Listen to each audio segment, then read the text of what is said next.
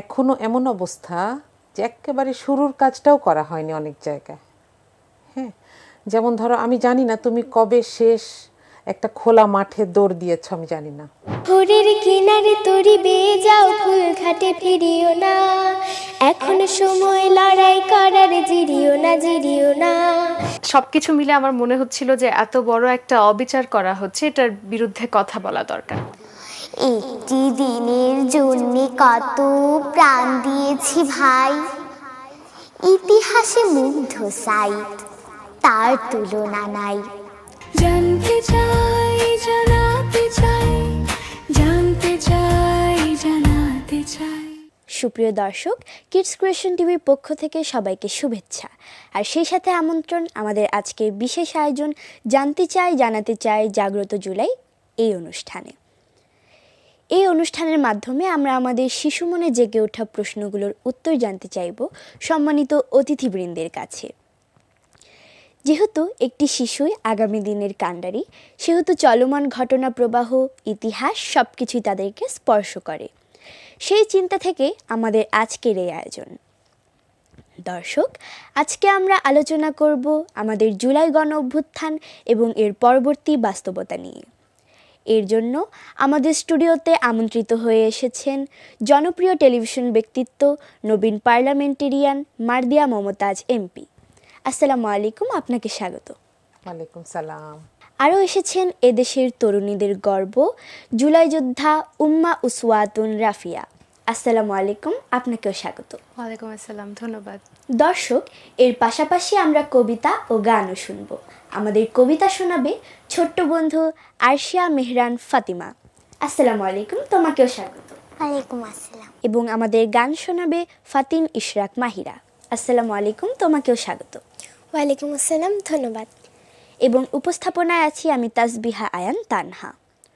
দর্শক, মূল অনুষ্ঠানে যাওয়ার আগে আপনাদের কাছে ছোট্ট একটি অনুরোধ, অনুষ্ঠানটি শেয়ার করে সবাইকে দেখার সুযোগ করে দেবেন, লাইক কমেন্ট করে আমাদের উৎসাহ দেবেন এবং কিডস ক্রিয়েশন টিভির ইউটিউব চ্যানেলটি সাবস্ক্রাইব করে দেবেন। প্রথমে আমরা একটি জুলাইয়ের গান দিয়ে শুরু করতে চাই। মাহিরা, তোমাকে অনুরোধ করছি একটি গান শোনানোর জন্য। জুলাইয়ের জওয়ানেরা শহীদের নাজরানা দিয়ে গেল আমাদের দেশে, তাদের সে প্রাণদান শুধুই কি অকারণ, আজাদের রং আজ ফ্যাকাশে। জুলাইয়ের জওয়ানেরা শহীদের নাজরানা দিয়ে গেল আমাদের দেশে, তাদের সে প্রাণদান শুধুই কি অকারণ, আজাদের রং আজ ফ্যাকাশে। দেখো আজও তো যায়নি মুছে রক্তের কারো কাজে আলপন আঁকা দেখে আকাশে, আহা আজও তো গন্ধ ভাসে জনতার পোড়া লাশে, সুবিমান দক্ষিণ আসে বাতাসে। দেখো আজও তো যায়নি মুছে রক্তের কারো কাজে আলপন আঁকা দেখে আকাশে, আহা আজও তো গন্ধ ভাসে জনতার পোড়া লাশে, সুবিমান দক্ষিণ আসে বাতাসে। তবে বৃথাই কি যাবে আজ কত ত্যাগ, কত কাজ, কত চোখ, কত হাত, কত প্রাণ। না না না না না না, বৃথা যেতে দিব না। না না না না না না, বৃথা যেতে দিব না। মোরা একসাথে লড়বো, দেশটাকে গড়বো, দেশটাকে বাঁচাবো, দেশটাকে সাজাবো। জুলাই শহীদের অবদান রাখবো শহীদ সম্মান, জুলাই শহীদের অবদান রাখবো শহীদ সম্মান। দেখো দেয়ালে দেয়ালে আঁকা, পিলারে পিলারে লেখা জুলাইয়ের বিপ্লবী স্বপ্ন, আহা জনতার প্রাণে প্রাণে স্লোগানে স্লোগানে বাজে, ভুলবেন এ জাতি কখনো।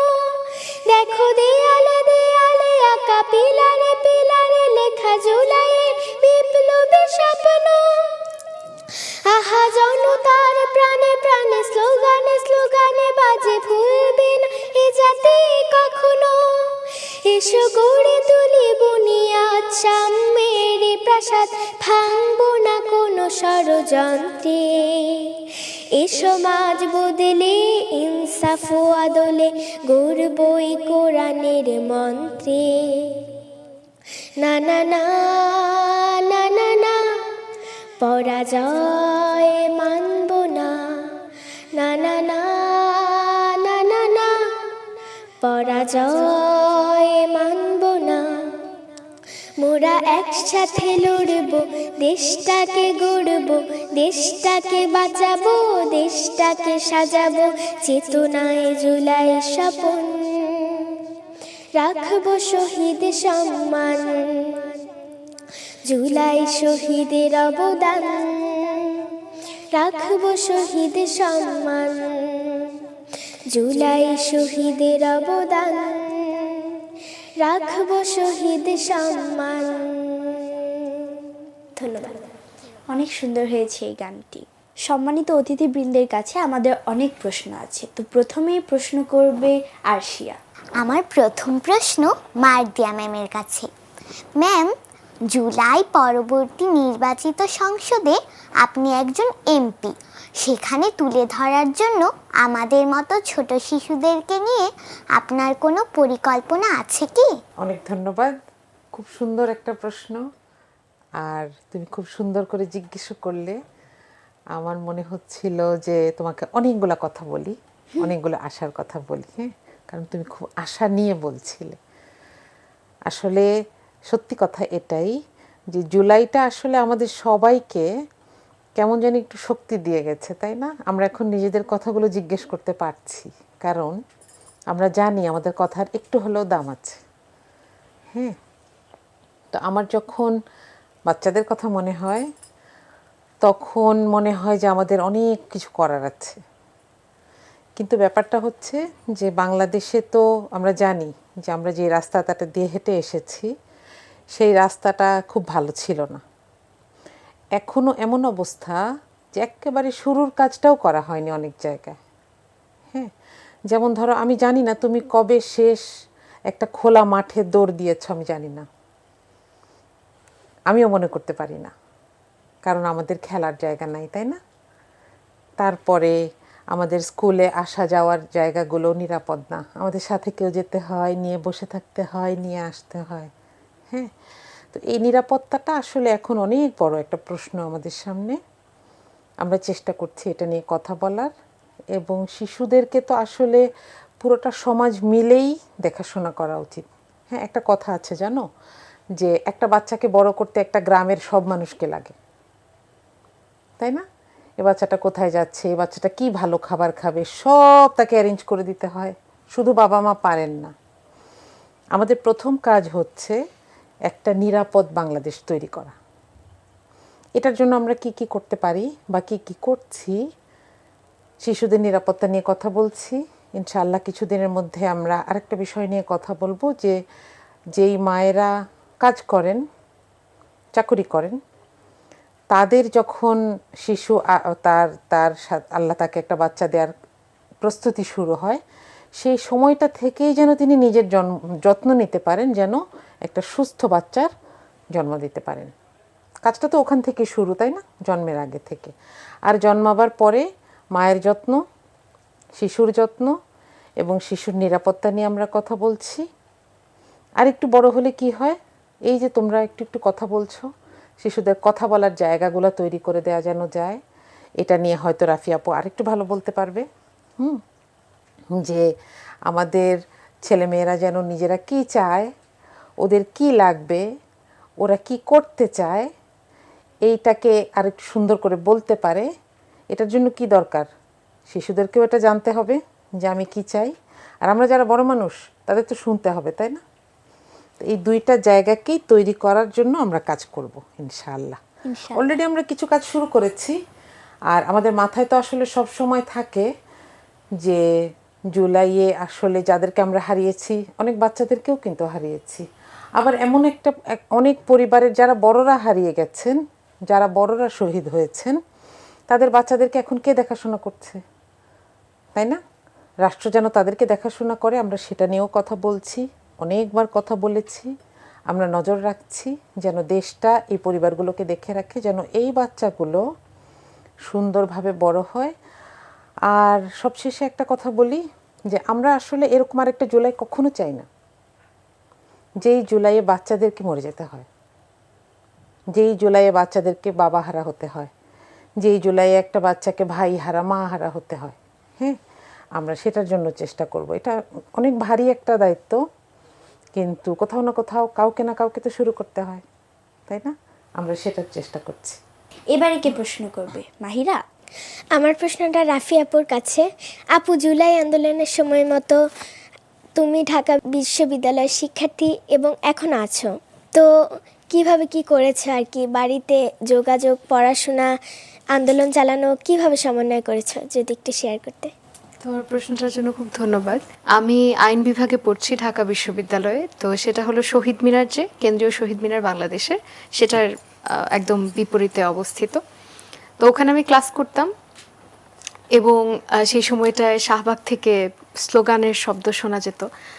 ফেসবুকের কল্যাণে তখন দেখতাম যে শাহবাগে আন্দোলন চলছে এবং আন্দোলনের যে নায়করা ছিলেন, নেতারা ছিলেন, তাদের সাথেও আমার ফেসবুকের কল্যাণে আগে থেকেই পরিচয় ছিল। তো আমি সেই সময়টায় দেখতাম এবং আমার মনে হতো যে যদিও আমার ওই সরকারি চাকরিতে বা ওই জায়গাটায় যাওয়ার ইচ্ছা নাই, তারপরেও আমার মনে হতো যে এত বড় একটা অন্যায় রাষ্ট্রযন্ত্র তার নাগরিকের সাথে করছে, যে কোটা প্রথাটা যেটা ছিল আর কি, সেটা তো আসলে আমি যদি আইনগতভাবেও দেখি সেটা অসাংবিধানিক হয়ে যায়। আমি কঠিন কঠিন কথা বলছি না, তোমরা ছোট মানুষ, মানে সেটা আসলে বাংলাদেশের আইনের সাথেও যায় না। তো সবকিছু মিলে আমার মনে হচ্ছিল যে এত বড় একটা অবিচার করা হচ্ছে, এটার বিরুদ্ধে কথা বলা দরকার। তো সেখান থেকেই, সেই জায়গাটা থেকে, এছাড়া এর আগেও আমি যখন ক্লাস 8-এ পড়ি তখন নিরাপদ সড়ক চাই আন্দোলন হয়েছিল 2018 সালে, পরবর্তী ধর্ষণ বিরোধী আন্দোলন হয়েছিল। সে সময়েও আমি রাজপথেই ছিলাম, ছোট ছিলাম, কিন্তু আমার জায়গা থেকে আমার যতটুকু করার আমি করার চেষ্টা করেছি। কোটা সংস্কার আন্দোলনটা 14 তারিখের পর 15 তারিখে যখন ঢাকা বিশ্ববিদ্যালয়ে এই সরকারের যে পেটোয়া বাহিনী, ছাত্রলীগ যখন নেমে দেখা গেল যে ঢাকা বিশ্ববিদ্যালয়ের শিক্ষার্থীদেরকে মারলো, তাদেরকে ধাওয়া করলো, ওই জায়গাটার পর না, মানে ব্যাপারটা একেবারেই খুব ব্যক্তিগত হয়ে গিয়েছিল। আমি যেমন মাত্র বললাম যে চাকরিতে হয়তো আমার যাওয়ার ইচ্ছে ছিল না, তারপরেও আমি গিয়েছি, আমার মনে হয়েছে যে সুনাগরিক হিসেবে দায়িত্ব। কিন্তু যখন আমার বিশ্ববিদ্যালয়ের উপর হামলা হলো, আমার ভাই বোনদের উপর হামলা হলো, তখন আমার মনে হলো যে এই আক্রোশটা কোনোভাবে প্রকাশ করার প্রয়োজন।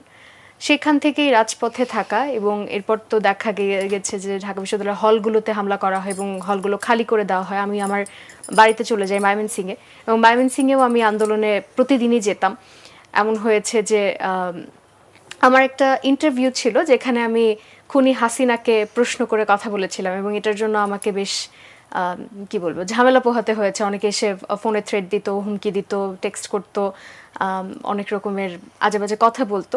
আমি আন্দোলনে যেতাম, কখনো কখনো আমি মাস্ক পরে যেতাম, কখনো মাস্ক ছাড়াই যেতাম, এবং আমি যে কথা বলা বন্ধ করেছি তাও না। এর পরবর্তীতেও আমি ইন্টারভিউ দিয়েছি এবং একই সাথে আমি হাসিনাকে প্রশ্ন করেছি। তো আমার মনে হয়েছে যে একটা মানুষ হিসেবে, একজন নাগরিক হিসেবে, যদি তোমার উপর আঘাত নাও আসে ব্যক্তিগতভাবে, এরপরেও অন্যদের উপর কি হচ্ছে, তাদের উপর সুবিচার হচ্ছে কিনা, তাদের উপর অন্যায় হচ্ছে কিনা, সে বিষয়ে কথা বলা তোমার দায়িত্ব।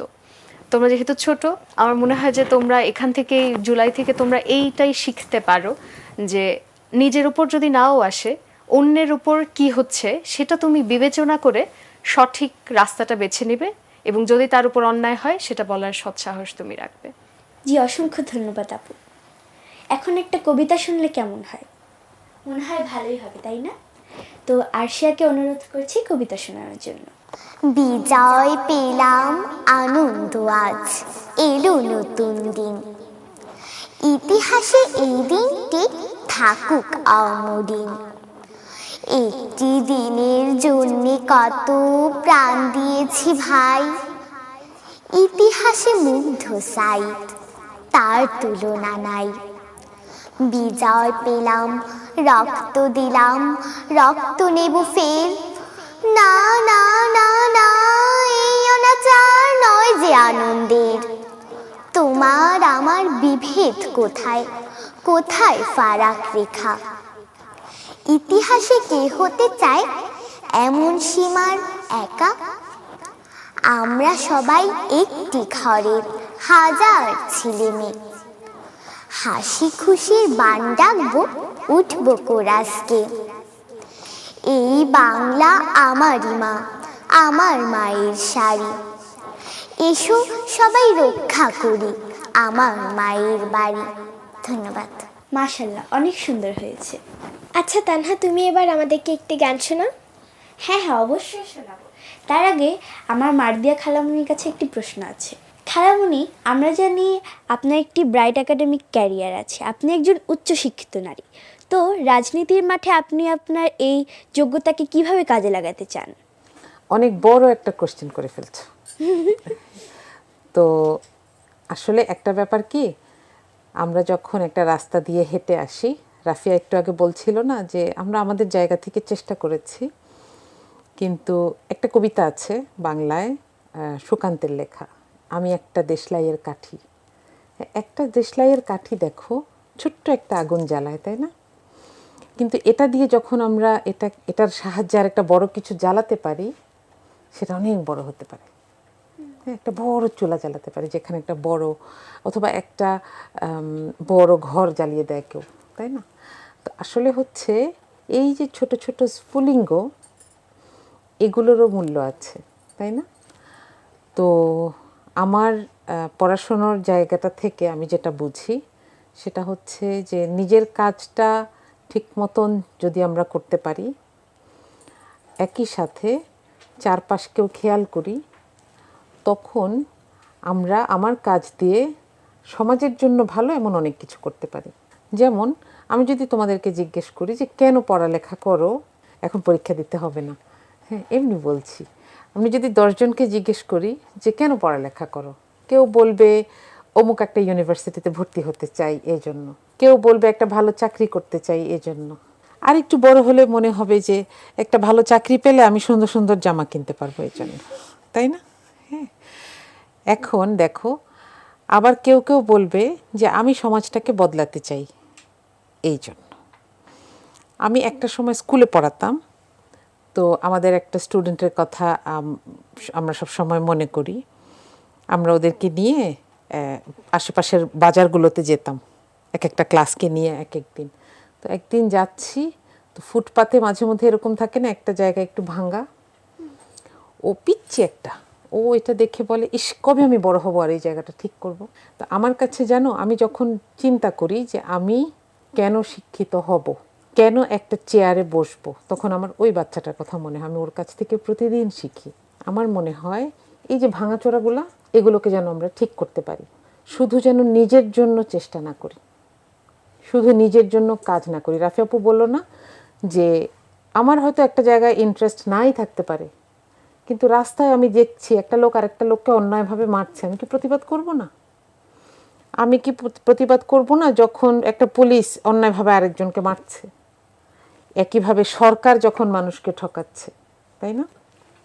তো আমার কাছে এডুকেশন হচ্ছে এমন একটা টুল বা এমন একটা চশমা, যেটা দিয়ে আমি দেখতে পারবো, আরো সুন্দর করে দেখতে পারবো যে আমার সমাজে কোথায় কোথায় সমস্যাগুলো আছে, যেটা হয়তো একটা মানুষ যে পড়ালেখা করার সুযোগ পায়নি সে দেখতে পাচ্ছে না, বুঝতে পারছে না। তো এই রকম একটা চিন্তা থেকেই আসলে রাজনীতি নিয়ে কথা বলতে শুরু করেছিলাম, এবং আলহামদুলিল্লাহ এখনও এটা চিন্তা করি, এবং আমি আল্লাহর কাছে চাই আল্লাহ যেন আমাকে কখনো এইটা ভুলিয়ে না দেন, যে আমার এতগুলো চেষ্টা বা আমার চারপাশের অনেকগুলো মানুষের এতগুলো চেষ্টা সব যেন হয় আমরা যেন পজিটিভ পরিবর্তন আনতে পারি, আমরা ভাঙাচোরাগুলোকে সাজিয়ে ফেলতে পারি, গুছিয়ে ফেলতে পারি। কাদের জন্য?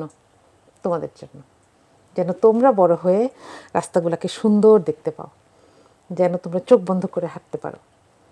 হ্যাঁ, আমি এইটা মনে করি। আর আমি তো আসলে একটা আম্মুও, তো আমার কোনো কিছুতেই আসলে আমার বাচ্চাদের কথাও মনে হয়, ওদের বাচ্চাদের কথা মনে হয় ঠিক আছে এই জিনিসটা ঠিক করতে পারি নাই, আমার বাচ্চাটাকে আমি এমনভাবে তৈরি করি যেন ও সমস্যাটা সমাধান করতে পারে। আমি একটু করলাম, ও বাকিটা করলো, যেন ওর বাচ্চারা ভালো থাকে। হ্যাঁ, আসলেই কিন্তু একজনে কিন্তু একবারে সবগুলো সমস্যা সমাধান করা যায় না, তাই না? তো আমার কাছে এডুকেশন হচ্ছে একটা চমৎকার সুযোগ আল্লাহ যেটা আমাদেরকে দিয়েছেন, আলহামদুলিল্লাহ। এবং এটার মাধ্যমে আমি যেন সেই সুযোগটাকে ব্যবহার করে সেই ভালো কাজগুলো আল্লাহকে ফেরত দিতে পারি, আমার উদ্দেশ্য এটাই। ধন্যবাদ এত সুন্দর করে বলার জন্য। আপু অনেকক্ষণ তো কথা হলো, এবার একটা গান শুনলে কেমন হয়? খুব ভালো হয়। আচ্ছা আপু, তুমি একটি গান শোনো। আমি শোনাবো? আচ্ছা ঠিক আছে। আমায় যদি প্রশ্ন করে আলো নদীর এক দেশ, বলবো আমি বাংলাদেশ। আমায় যদি প্রশ্ন করে কলকাকলির দেশ, বলবো আমি বাংলাদেশ, বলবো আমি বাংলাদেশ। এক সূর্যের হাজার আলোর কানা ছড়িয়ে এই মাটি করলো অরূপ সোনা। ও এক সূর্যের হাজার আলোর কানা ছড়িয়ে এই মাটি করলো অরূপ সোনা। আমায় যদি প্রশ্ন করে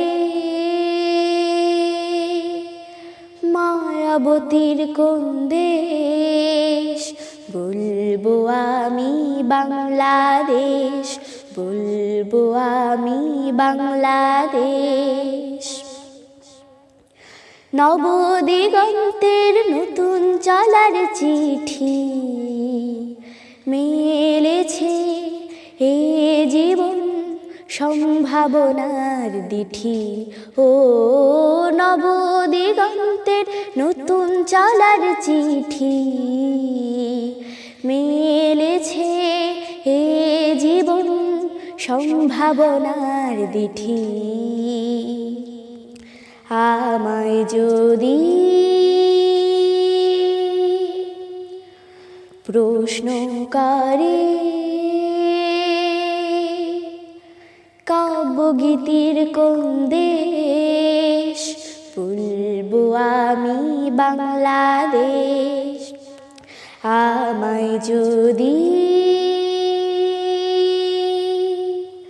প্রশ্ন করে কলকাকলির দেশ, বলবো আমি বাংলাদেশ, বলবো আমি বাংলাদেশ, বলবো আমি বাংলাদেশ। ধন্যবাদ। মারহাবা, খুব সুন্দর হয়েছে। অসংখ্য ধন্যবাদ। এবারে রাফি আপুর কাছে জানতে চাই, যে স্বপ্ন নিয়ে জুলাই গণঅভ্যুত্থান করেছেন তা পেয়েছেন কিনা?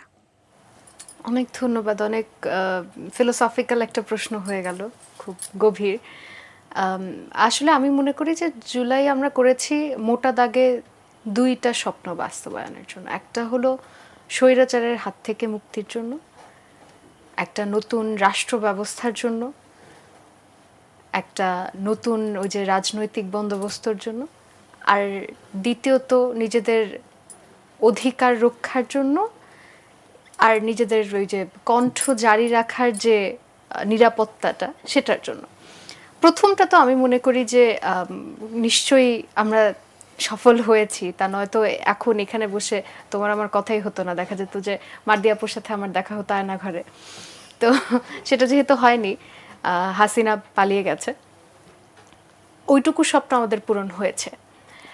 বাকিটুকু আমি মনে করি কি, যদি আমরা ঐতিহাসিকভাবেও দেখি, একটা গণ অভ্যুত্থানের পর, একটা স্বৈরাচার পতনের পর রাষ্ট্রটাকে গুছিয়ে আনতে সময় লাগে। মানে এত দীর্ঘ 17 বছর 16 বছর ধরে আমরা যে শাসন ব্যবস্থার ভেতর ছিলাম, এর আগেও যে আমরা খুব ভালো ছিলাম, সবসময় গণতান্ত্রিকভাবেই সবকিছু হয়েছে, ব্যাপারটা তো তা না। আমাদের বাংলাদেশের ইতিহাস যদি দেখো, ঘুরে ফিরে আমরা কোনো না কোনো ফ্যাসিজমের হাতেই চলে গিয়েছি। তো আমার মনে হয় যে একেবারে আপাদমস্তক রাষ্ট্রটাকে ভালো করার জন্য, একটা সুন্দর বাংলাদেশের জন্য আরেকটু সময় নিশ্চয়ই লাগবে, এবং সেটার জন্য আমরা কাজ করে যাচ্ছি নিশ্চয়ই। আমি আমার জায়গা থেকে, আমি একজন ছাত্রী হিসেবে এবং আইনের শিক্ষার্থী হিসেবে, ডাকসুর সদস্য হিসেবে আমি যতটুকু করতে পারছি আমি করার চেষ্টা করছি। মার্দি আপু পার্লামেন্টে আছেন, তিনি সংসদে তার কণ্ঠ জারি রাখছেন জুলাইয়ের পক্ষে। আর বাকিটা যেটা, সেটা হলো যে এখনো পর্যন্ত আমার মনে হয়নি যে আমার কণ্ঠ রোধ করার মতো কিছু বাংলাদেশে গড়ে উঠেছে। তবে ভবিষ্যতের কথা তো আমি বলতে পারি না। আমি আশা রাখবো যে জুলাইয়ের উপর দিয়ে যে সরকার এসে আমাদের এখন ক্ষমতায় আছেন, জুলাইয়ের কারণে যে নির্বাচনটা আমরা পেয়েছি, সেই নির্বাচনে যে নির্বাচিত হয়েছে সরকার, তারা নিশ্চয়ই এইটুকু মাথায় রাখবেন যে জুলাই কেন হয়েছিল। জুলাই হয়েছিল যাতে আমরা আমাদের সরকারের সমালোচনা করতে পারি, যাতে আমাদের রাষ্ট্র ব্যবস্থার সমালোচনা করতে পারি, এবং সেটা করতে গিয়ে যাতে আমাদের কোনো রকম নিরাপত্তার ঝুঁকিতে পড়তে না হয়। তো আমি আশা রাখবো যে সেটা স্বপ্ন বাস্তবায়ন হয়েছে আমি বলবো না, কিন্তু স্বপ্নটা বাস্তবায়নের পথে আছে এবং ইনশাল্লাহ আমরা বাস্তবায়ন করতে পারবো। আর আমরা আছি, আমাদের পর তোমরা আছো। জুলাই যাতে সফল হয় সেটা তোমরা নিশ্চিত করবে। যদি কেউ কণ্ঠ রোধ করতে চায় তাহলে কি করবেন? তাহলে আমরা রাস্তায় নামবো অবশ্যই, ওই আগের মতো। ধুলা আমার যদি কেউ কণ্ঠরোধ করতে চায় তাহলে মার্দি আপু কথা বলবেন পার্লামেন্টে যে তোমরা রাস্তায় নামবে আমার জন্য। তোমাদের বিরুদ্ধে যখন কেউ কিছু করবে তখন আমি কথা বলবো। ইনশাল্লাহ, ইনশাল্লাহ, আমরা আপনার সাথে থাকবো ইনশাল্লাহ। ইনশাল্লাহ। আচ্ছা, এখন একটা কবিতা শুনি। তো আশা, তোমাকে আবার অনুরোধ করছি। ফুলগুলো সব লাল হলো আজ, রক্ত দিয়ে গড়ছে সবাই বৃত্ত। মানুষ খেকো ডাইনি তবু রক্ত নেশায় করছে মাতাল নৃত্য। অরুণ বরণ তরুণ সমাজ জেগেছে, সব মানুষের রক্তে আগুন লেগেছে। জেগেছে রে জেগেছে, ছাত্র সমাজ জেগেছে, লেগেছে রে লেগেছে, রক্তে আগুন লেগেছে। বুকের ভেতর দারুণ ঝড়, বুক পেতেছি গুলি কর। ঝড়ের বেগে উড়বে আসন, মানবে না কেউ দখল শাসন। ভাঙবে রে তো গদির ঘর, বুক পেতেছি গুলি কর। শহীদ সাইদ ডাক দিয়েছে অধিকারের লড়াই আজ। হাজার মায়ের দামাল ছেলে রক্ত মাখা বীরের সাজ। বুকের ভেতর দারুণ ঝড়, বুক পেতেছি গুলি কর। নতুন দিনের বিজয় মিছিল আসবেই, কষ্ট ভুলে দেশের মানুষ হাসবেই। ধন্যবাদ। এবারে আরশিয়া প্রশ্ন করবে। ধন্যবাদ। আমার এবারের প্রশ্ন রাফিয়া আপুর কাছে। আচ্ছা, 2024 সালে তো অনেকগুলো আন্দোলন হয়েছে। কোটা সংস্কার, বৈষম্য বিরোধী আন্দোলন, নির্যাতন বিরোধী আন্দোলন। আপনি কি সবগুলোর সাথে জড়িত ছিলেন? অনেক ধন্যবাদ তোমাকে প্রশ্নটার জন্য। কোটা সংস্কার আন্দোলন আর বৈষম্য বিরোধী যে আন্দোলন, দুটা একই আন্দোলন ছিল। কোটা সংস্কারের ভেতরকার ফিলোসফি এটা ছিল যে একটা বৈষম্য করা হচ্ছে এবং এই বৈষম্যটার আমরা একটা অবসান চাই। ওই দুটা আসলে আলাদা আন্দোলন না। আর কোটা সংস্কার, তারপর তুমি যেটা বললে বৈষম্য বিরোধীর পর এক দফা আন্দোলন, সব কিছু কিন্তু ধারাবাহিকভাবে একই সুতোয় গাঁথা। এই কোটা সংস্কার আন্দোলন কিন্তু আগেও হয়েছে সে যেটা আসলে সফল হয়নি বলেই আবার 24-এ এসে আমাদেরকে এই জন্য রাস্তায় নামতে হয়েছিল। আবার আমি যদি এক দফার দিকে যাই তাহলে ওইটাও কিন্তু ওই কোটা সংস্কারেরই প্রতিফলন। কারণ কোটা সংস্কার এমন একটা আন্দোলন ছিল যেটা একটা ডায়লগের মাধ্যমে, কথার মাধ্যমে, সরকারের একটু নমনীয় ভাবের মাধ্যমে, নমনীয় ভাবও আমি বলবো না, সরকারের ন্যায্যতার মাধ্যমেই যেটা আসলে সফল করা যেত, যেটার একটা অবসান ঘটানো যেত, সমাধানে আসা যেত। কিন্তু তারা সেটা করেনি। তারা উল্টো করেছে কি, যে যারা আন্দোলন করছিলেন তাদের বিরুদ্ধে তাদের লাঠিয়াল বাহিনীকে লেলিয়ে দিয়েছে, আইন শৃঙ্খলা বাহিনীকে লেলিয়ে দিয়েছে, তাদের উপর অত্যাচার করা হয়েছে, নির্যাতন করা হয়েছে, জনগণকে আরো ক্রুদ্ধ করে দেওয়া হয়েছে। শুধু কি এক দফাটার পেছনে কিন্তু শুধুমাত্র এই কোটা আন্দোলন বা বৈষম্য বিরোধী আন্দোলন ছিল না, মানুষের মাঝে দীর্ঘ বছর ধরে একটা অসন্তোষ কাজ করছিল। তুমি যখনই কথা বলতে যাবে তোমার কণ্ঠরোধ করা হচ্ছিল, তুমি যখন দ্রব্যমূল্যের বাজারে যাবে তখন দেখবে যে একদম আকাশ ছোঁয়া দাম। সব কিছু মিলিয়ে মানুষ যে এই সরকারের বিরুদ্ধে, এই খুনির বিরুদ্ধে যে একটা ক্রোধ জমিয়ে রাখছিল, ওইটা একটা প্রতিফলন ছিল এক দফায় গিয়ে। তো এর আগে যতগুলো আন্দোলন হয়েছে সবকিছু একটা ক্ষুদ্র ক্ষুদ্র প্রকাশ ছিল, আর আমি ব্যক্তিগতভাবে সবগুলোতেই ছিলাম। এবারে মার্দিয়া খালামুনির কাছে আমার প্রশ্ন, আমরা আপনার মতো একাডেমিশিয়ান হতে চাই, আপনার মতো সুন্দর করে যুক্তি দিয়ে কথা বলতে চাই, সুন্দর ব্যক্তিত্ব গড়তে চাই। এ ব্যাপারে আপনার উপদেশ কি? এটা খুব সুন্দর একটা প্রশ্ন এবং এটার উত্তরটা আমি একটু মজা করে দিতে চাই। হ্যাঁ, সেটা হচ্ছে তুমি যখন আল্লাহর কাছে যাবা তখন আল্লাহ তোমাকে কি জিজ্ঞেস করবেন, যে এই যে তানহা, আমি তোমাকে তানহা করে দুনিয়ায় পাঠিয়েছিলাম, তুমি কি মার্দিয়া হতে পেরেছিলা, নাকি জিজ্ঞেস করবেন যে তুমি তানহা হতে পেরেছিলা কিনা? তাই না? প্রত্যেকটা মানুষ আলাদা। এমনকি একটা বাসায় যদি দুইজন যমজ ভাই বোন থাকে বা দুইজন বোন বা দুইজন ভাই থাকে, তারাও কিন্তু একরকম হয় না, তারাও কিন্তু একরকম সুযোগ পায় না, তাই না? এবং তাদের পার্সোনালিটি একই রকম হয় না। তারা দুইজন কিছুদিন পর্যন্ত বাবা মা একই রকম কাপড় পরায়, কিন্তু একটা সময় গিয়ে দেখা যায় দুইজনের দুই ধরনের বই পছন্দ, তাই না? একজন হয়তো ডাক্তার হলো, আরেকজন হয়তো লয়ার হয়ে গেছে, তাই না? এই জন্য আমাদের প্রথম কাজ হচ্ছে আমি আসলে কি পারি এটা বোঝা, এবং তোমাদের বয়সটা হচ্ছে এটা বুঝতে শুরু করার জন্য চমৎকার একটা বয়স। হ্যাঁ, তোমার কি ভালো লাগে, তুমি কি পারো, এবং যেটা পারো সেটাকে সুন্দর করে করা।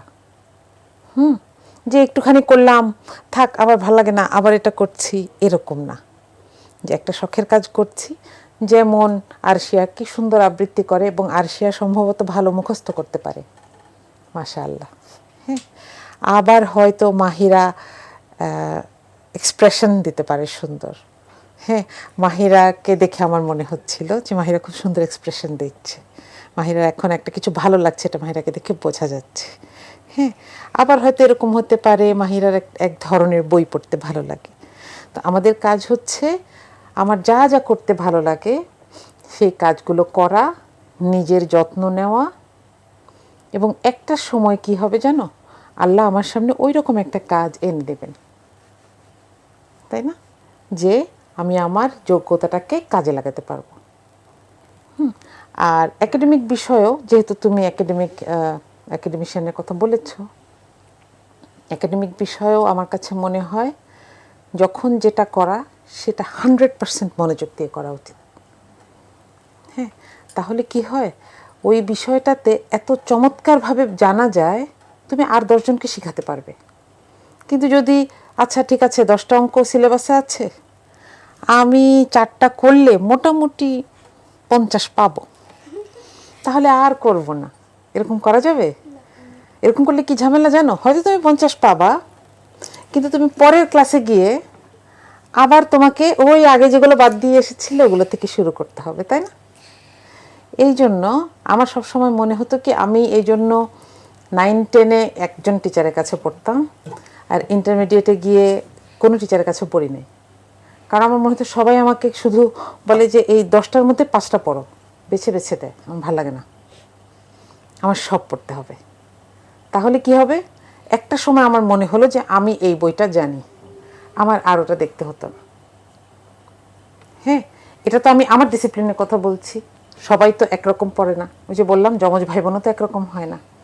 তুমি যেটাতেই পড়বে সেটাতে এত সুন্দর করে পড়বে, এত চমৎকার করে পড়বে, যেন তোমার ক্লাসের আরেকজনকে তুমি পড়াতে পারো। তাহলে কি হবে, তুমি আস্তে আস্তে ওই যে একাডেমিক তোমার দখলটা বাড়বে, আত্মবিশ্বাস বাড়বে, ঠিক না? জি। এবং তোমাদেরকে আমার অনেক হিংসা লাগে মাঝে মধ্যে, তোমরা অনেক লাকি, মাশাআল্লাহ।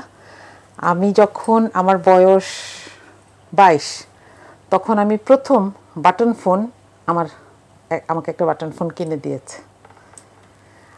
আর তারও 2 বছর পরে যখন আমি 24, তখন আমার প্রথম স্মার্টফোন কেনা হয়। হ্যাঁ, কিন্তু তোমরা এখন গুগলকে যা ইচ্ছে তাই জিজ্ঞেস করতে পারো, তাই না? একটা কিছু না বুঝলে ইউটিউবকে জিজ্ঞেস করতে পারো। আমার একটা পিচ্চি একটা ভাতিজা আছে, ওদের বাসার সিসি ক্যামেরা নষ্ট হয়ে গেছে, ও ইউটিউব থেকে দেখে ওইটা ঠিক করে ফেলছে। তাহলে তোমরা লাকি না? এই সুযোগগুলো আল্লাহ আমাদেরকে দিয়েছেন, এগুলোকে ব্যবহার করতে হবে। হ্যাঁ, শুধু শুয়ে শুয়ে এই যে ভিডিও দেখলাম এরপর ঘুম আসলে ঘুমায় গেলাম, হবে না। আচ্ছা, তাহলে এই যে চমৎকার সুযোগগুলো তোমাদেরকে আল্লাহ দিয়েছেন, এগুলোকে যদি কাজে লাগাতে পারো, তাহলে তুমি আমার মতন মার্দিয়া হতে হবে না, তুমি তোমার মতন তানহা হতে পারবা, আরশিয়ার মতন আরশিয়া হতে পারবে, আর মাহিরার মতন মাহিরা হতে পারবে, তাই না? ইনশাআল্লাহ। ইনশাল্লাহ। অনেক অনেক ধন্যবাদ। এবারে মাহিরা, তোমার কাছ থেকে সর্বশেষ গানটি শুনতে চাই। জেগে যখন উঠেছ বন্ধু খালি হাতে ফিরিও না, এখনো সময় লড়াই করার, জিরিও না জিরিও না। জেগে যখন উঠেছ বন্ধু খালি হাতে ফিরিও না, এখনো সময় লড়াই করার, জিরিও না জিরিও না জিরিও না জিরিও না। তোমার রাতে হাজ সরিয়া তুমি হলে তিতুমির, ভেঙে ফেলো সব আধার প্রাচীর, ছিঁড়ে ফেলো জিঞ্জির। তোমার রাতে হাজ সরিয়া তুমি হলে তিতুমির, ভেঙে ফেলো সব আধার প্রাচীর, ছিঁড়ে ফেলো জিঞ্জির। ভোরের কিনারে তরি বেয়ে যাও, ফুল ঘাটে ফিরিও না, ভোরের কিনারে তরি বেয়ে যাও, ফুল ঘাটে ফিরিও না। এখন সময় লড়াই করার, জিরিও না জিরিও না। জেগে যখন উঠেছ বন্ধু খালি হাতে ফিরিও না, এখন সময় লড়াই করার, জিরিও না জিরিও না জিরিও না জিরিও না। এমন সুযোগ পাবে না বন্ধু, গাঢ় করো নিঃশ্বাস, তোমরা সাজাবে অনাগত দিন আমাদের বিশ্বাস। এমন সুযোগ পাবে না বন্ধু, গাঢ় করো নিঃশ্বাস, তোমরা সাজাবে অনাগত দিন আমাদের বিশ্বাস। তোমার রাতে সালামের খুন তুমি হলে শফিউর, কেটে যাবে গভীর আধার, ফুটবে রোদুর। তোমার রাতে সালামের খুন তুমি হলে শফিউর, কেটে যাবে গভীর আধার, ফুটবে রোদুর। কারো ভয় ফোটা আশার গোলাপ, ফিরু হাতে ছিড়িও না, কারো ভয় ফোটা আশার গোলাপ, ফিরু হাতে ছিড়িও না। এখনো সময় লড়াই করার, জিরিও না জিরিও না। জেগে যখন উঠেছ বন্ধু খালি হাতে ফিরিও না, এখনো সময় লড়াই করার, জিরিও না জিরিও না জিরিও না জিরিও না জিরিও না জিরিও না। দর্শক, আমাদের নির্ধারিত সময় শেষ, আজকের মতো এখানেই বিদায় নিতে হচ্ছে। ধন্যবাদ মার্দিয়া মমতাজ খালামণি এবং রাফিয়া আপুকে তোমাদের মূল্যবান সময়টুকু দেওয়ার জন্য। তোমাকেও তোমাদেরকেও অনেক ধন্যবাদ। মাহিরা এবং আরশিয়াকেও অনেক ধন্যবাদ। দর্শক, আজকে আমরা এখানেই বিদায় নিচ্ছি, আপনাদের সাথে অন্য কোনো পর্বে আবারও দেখা হবে। সেই পর্যন্ত মহান আল্লাহ সবাইকে সুস্থ রাখুন, সুন্দর রাখুন এবং নিরাপদে রাখুন। আসসালামু আলাইকুম। খালি হাতে ফিরিও না, এখন সময় লড়াই করার, জিরিও না জিরিও না। জেগে যখন উঠেছ বন্ধু খালি হাতে ফিরিও না, এখন সময় লড়াই করার, জিরিও না জিরিও না জিরিও না জিরিও। For more updates